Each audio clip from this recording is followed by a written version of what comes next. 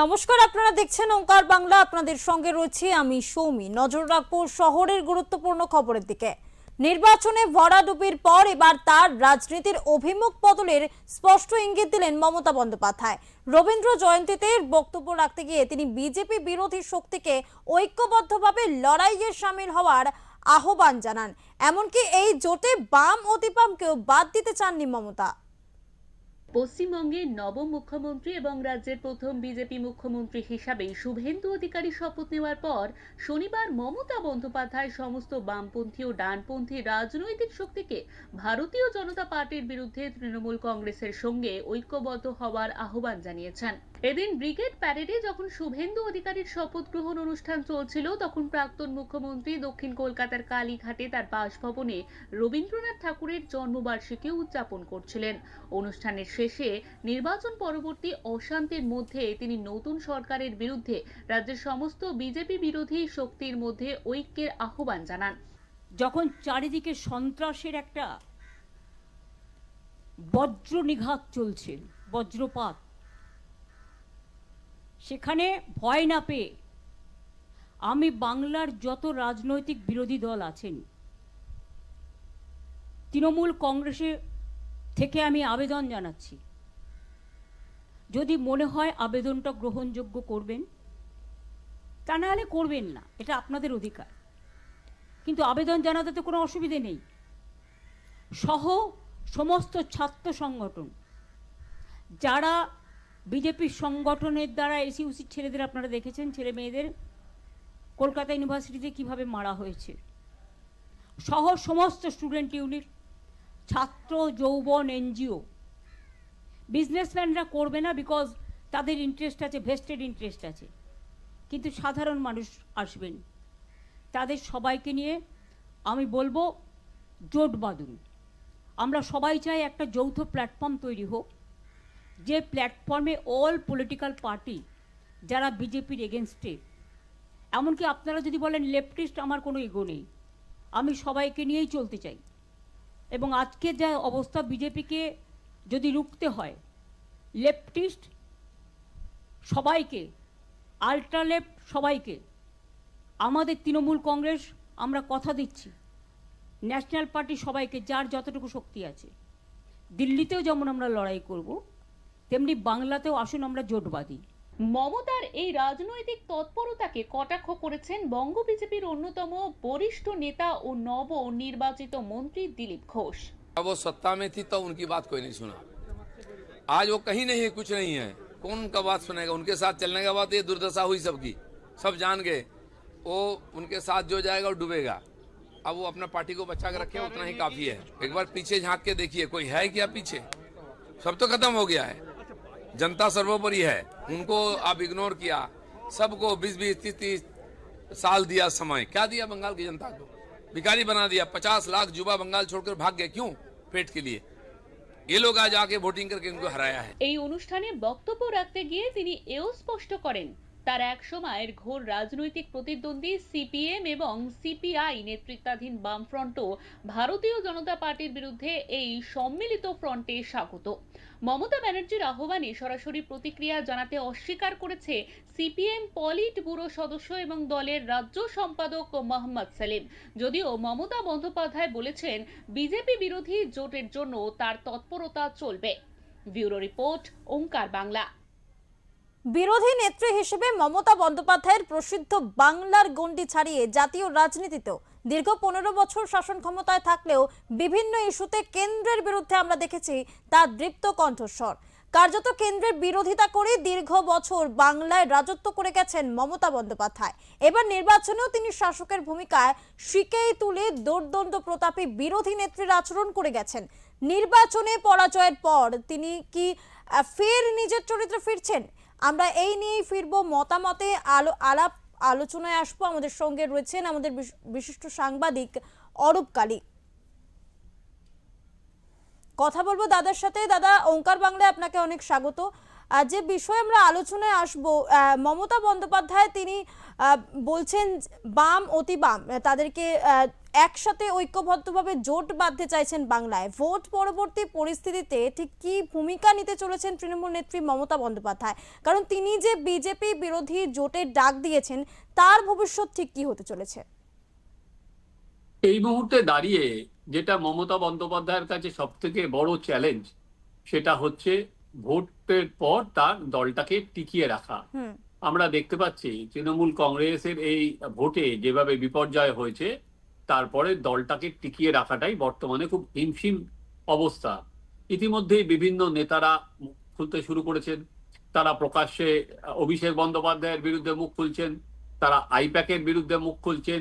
একটু আগে তৃণমূল কংগ্রেস দেখলাম দুজন মুখপাত্র রিজু দত্ত আর কোহিনুরকে সাসপেন্ড করেছে 6 বছরের জন্য। সেখানে রিজু দত্ত সরাসরি বলছে যে আইপ্যাক তাকে টাকা চেয়েছিল ক্যান্ডিডেট করার জন্য। তাই ডামাডোল চরমে। উল্টো দিকে উত্তর কলকাতায় যে তৃণমূল কংগ্রেসের হোয়াটসঅ্যাপ গ্রুপ আছে, সেখানে গালাগালির ফোয়ারা ছুটছে। তৃণমূল কিভাবে শেপ নেবে সেটা তারা বুঝে উঠতে পারছে না।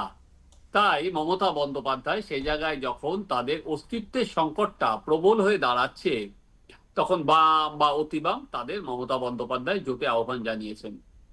দেখুন, এই অতি বামদের সঙ্গে মমতা বন্দ্যোপাধ্যায়ের কিন্তু আগে থেকেই সম্পর্ক ছিল। যারা আপনার হয়তো মনে আছে, যখন মমতা বন্দ্যোপাধ্যায় ক্ষমতায় আর কি 2011 যখন সিঙ্গুর নন্দীগ্রাম পর্ব চলছিল, তখন কিন্তু মাওবাদী নেতা কিষাণজি তিনি কিন্তু তখন বলেছিলেন যে মমতা বন্দ্যোপাধ্যায়কে তিনি মুখ্যমন্ত্রী হিসাবে দেখতে চান। কিন্তু এবং মমতা বন্দ্যোপাধ্যায় মুখ্যমন্ত্রী হয়েছিলেন। ফলে বিভিন্ন যে সমস্ত বামপন্থী আর কি নকশালপন্থী যে সমস্ত সংগঠন ছিল, তাদের নেতা বা নেত্রী তারা কিন্তু তৃণমূলের পরবর্তীকালে জয়েন করেছিলেন এবং তারা মন্ত্রী বা নানা রকম পদও পান সেখানে, যারা নকশাল বিভিন্ন গ্রুপ। ফলে অতি বামদের সঙ্গে তৃণমূল কংগ্রেসের সম্পর্ক কিন্তু ছিল। এবার এই যে 2021-এর ভোটের আগে যে স্লোগানটা উঠেছিল যে নো ভোট টু বিজেপি, সেটাও কিন্তু এই অতি বামরাই তুলেছিলেন, যেটা সেই সময় দাঁড়িয়ে তৃণমূলের ক্ষেত্রে খেটে গিয়েছিল।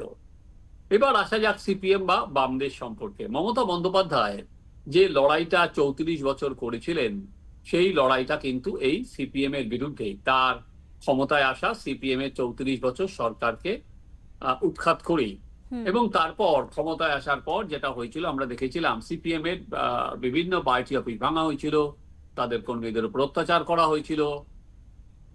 তৃণমূলের যিনি মন্ত্রী ছিলেন জ্যোতিপ্রিয় মল্লিক, তিনি পরিষ্কার ভাষায় সিপিএম কে সামাজিক বয়কটের কথা বলেছিলেন। মমতা বন্দ্যোপাধ্যায় এসে বলেছিলেন সিপিএম যেন নিউক্লোপ্লাস্ট মুখে লাগিয়ে বসে থাকেন, এবং পরবর্তীকালে বারবার করে তাদের কটাক্ষ শুনতে হয়েছে যে সিপিএম এর কথায় কি উত্তর দেবো, তারা তা শূন্য। আজকে যে দলকে দিনের পর দিন তিনি আক্রমণ করে গেছেন, আজকে নিজের দল কে তাদের যে অস্তিত্বের সংকট দেখা দিচ্ছে, তাদের বাঁচানোর জন্য তিনি আবার বামকে হাত ধরার চেষ্টা করছেন। এবং এই জায়গায় এসে আজকে তৃণমূল কংগ্রেসের বিরুদ্ধে বলা যেতে পারে মানুষ গণভোট দিয়েছে, বা মমতা বন্দ্যোপাধ্যায় নিজেই যেখানে বলেছিলেন যে তিনি 294টা কেন্দ্রে তিনি প্রার্থী। ফলে বলা যেতে পারে এই রায় কিন্তু তার বিরুদ্ধেও আর কি, মমতা বন্দ্যোপাধ্যায়ের বিরুদ্ধে। সেই জায়গায় ধরো যে সমালোচনাগুলো তৃণমূল কংগ্রেসের বিরুদ্ধে আছে, চুরি, সিন্ডিকেট, তারপরে কর্মসংস্থান নেই, বিশেষ করে দুর্নীতি, সিন্ডিকেট, জুলুম, সেই যার জন্য সাধারণ মানুষ আজকে ছুঁড়ে ফেলে দিয়েছে তৃণমূলকে। কেন তাদের সঙ্গে আবার জোটে যাবে সিপিএম, যেটা যাওয়ার কোনো প্রশ্নই নেই। কারণ তাহলে তো তারাও যে কালিটা তৃণমূল কংগ্রেসের গায়ে লেগেছে, আজকে তাদের সঙ্গে জোটে গেলে সেই কালিটা সিপিএম এর গায়ে এসেও লাগবে। তাই ফলে কোনো অবস্থাতেই, আমি জানি না নকশালপন্থী অন্যান্য সংগঠনগুলো কি করবে বর্তমান সময়ে দাঁড়িয়ে, এবার কিন্তু তারা কোনো সময় বলেনি যে নো ভোট টু বিজেপি, তারা কিন্তু এক ছাতার তলায় এক হয়নি। কারণ এই 15টা বছর আগে মমতা বন্দ্যোপাধ্যায় যখন বিরোধী নেত্রী ছিলেন এবং 15 বছর পর উনি যে ক্ষমতায় এলেন, তারপর কিন্তু জনগণ হোক, রাজনৈতিক দল হোক, তারা তিনি বিরোধী নেত্রী হিসেবে যতটাই সফল হয়েছিলেন, অ্যাজ এ শাসক আজকে 15 বছর পর তার থেকে অনেকটা ব্যর্থতার দায় ঘাড়ে নিয়েই তাকে চলে যাচ্ছে। এই যে আগে আমি বাম বা অতিবাবের কথা বলছি, তার আগে আমরা দেখেছিলাম মমতা বন্দ্যোপাধ্যায় কিন্তু তার ঠিক 1-2 দিন আগেই ভূয়সী প্রশংসা করেছিলেন প্রায় সোনিয়া গান্ধী এবং রাহুল গান্ধী, যে রাহুল গান্ধী বা সোনিয়া গান্ধী তাদের ফোন করেছেন এবং তাদের বারবার করে তাকে বলা হয়েছে যে এই ভোট ঠিক হয়নি, ভোট চুরি হয়েছে, তিনি দিল্লি যাবেন, তিনি এখন ফ্রি বার্ড।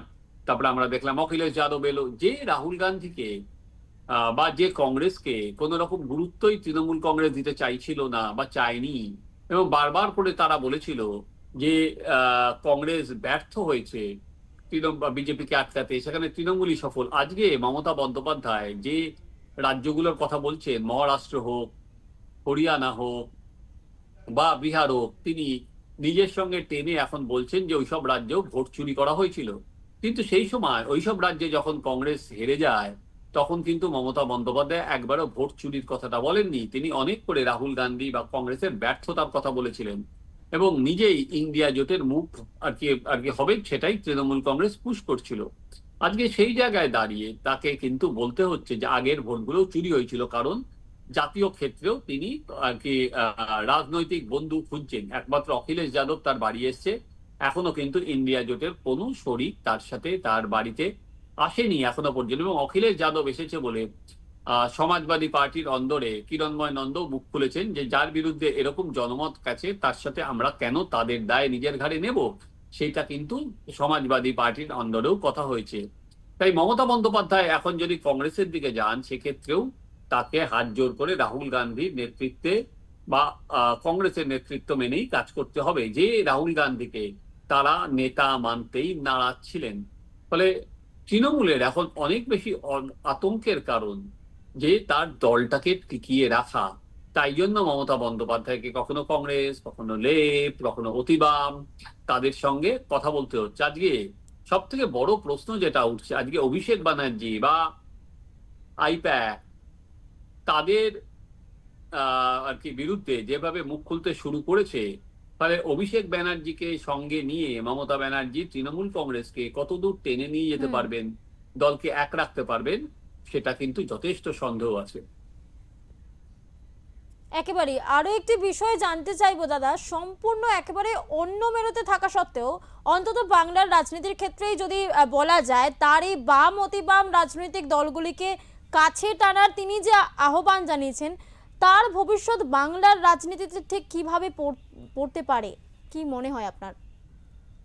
আপাতত আর কি কোনো লেফট পার্টি তার সাথে হাত মেলাবে না। বললাম যে যে কালিগুলো, যে দুর্নীতি, অরাজকতা, সিন্ডিকেট, সেগুলো আর তারা কেন তার নিজের ঘাড়ে নেবে? আর যে সিপিএম দিনের পর দিন এই দুর্নীতির বিরুদ্ধে, চাকরি চুরির বিরুদ্ধে আন্দোলন করেছে, আজকে সেটা এখন তার সঙ্গে হাত মেলালে তো তার এই দায়টা তাদের ঘাড়েও এসে পড়বে।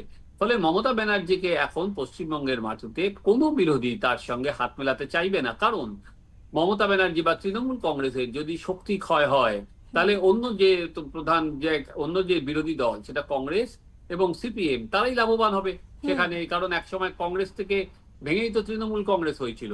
তো এই জায়গায় দাঁড়িয়ে কংগ্রেস বা সিপিএম তাদের সঙ্গে হাত মেলাবে কেন? বরঞ্চ তারা চেষ্টা করবে বিজেপি বিরোধী লড়াইতে তারাও দ্রুত উপরের দিকে উঠে আসতে। তৃণমূল খইলে যদি হয় যে বিরোধী স্পেস তো ফাঁকা থাকে না, তাহলে তো এদের লাভ। যদি কংগ্রেস এবং সিপিএম পরবর্তীকালে কাছাকাছি আসে, এবার যেমন তাদের সমঝোতা হয়নি, তাহলে তো তাদের লাভ। তাহলে কোনো অবস্থাতেই তাহলে যে কালি তৃণমূল কংগ্রেসের গায়ে লেগে গেছে, দুর্নীতির কালি, সেখানে বামেরা কোনো সময় তার সাথে হাত মেলাবে না। একেবারে অনেক ধন্যবাদ দাদা আপনাকে, আপনার মূল্যবান সময় আমাদের সঙ্গে দেওয়ার জন্য। আমরা কথা বলছিলাম বিশিষ্ট সাংবাদিক অরূপ কালীর সাথে, তিনি সার্বিকভাবে গোটা বিষয়টি বোঝালেন। ইতিমধ্যেই বাংলার রাজনীতিতে নয়া মোড় শুরু হয়েছে। মুখ্যমন্ত্রী হিসেবে গতকালই অর্থাৎ শনিবারই শপথ নিয়েছেন শুভেন্দু অধিকারী, এবং তারপর একেবারে বিদায়ী মুখ্যমন্ত্রী মমতা বন্দ্যোপাধ্যায় রবীন্দ্র জয়ন্তীর দিনে তার বাড়ির লাগোয়া একটি রবীন্দ্র জয়ন্তীর অনুষ্ঠান থেকে সেখানে দাঁড়িয়ে তিনি বলেছেন, বিজেপির বিরোধিতা করতে গেলে, বিজেপির বিরুদ্ধে বাম, অতি বাম এবং আরও অন্যান্য যে দলগুলি রয়েছে একসাথে ঐক্যবদ্ধ হওয়ার আহ্বান জানিয়েছেন মমতা বন্দ্যোপাধ্যায়, এবং তারপরে কিন্তু সিপিএম কার্যত সেই আহ্বান খারিজ করেছে।